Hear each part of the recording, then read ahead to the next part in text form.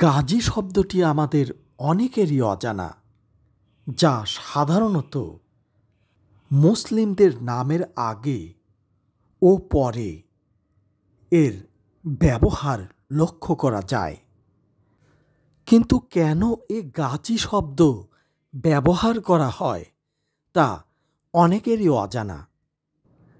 গাজী শব্দটি আরবি গাজওয়া থেকে এসেছে। এ গাজী শব্দটির অর্থ যুদ্ধে বিজয়ী বীর। বাংলাদেশ, ভারতসহ পৃথিবীর বিভিন্ন দেশে মুসলিমদের সম্মানসূচক পদবি হিসেবে এ শব্দ বা পদবি ব্যবহার হয়ে থাকে। যুদ্ধে কেউ মারা গেলে তাকে শহীদ বলা হয়, আবার যুদ্ধে জয়ী হয়ে ফিরে আসলে তাকে গাজী বলে সম্মানিত করা হয়।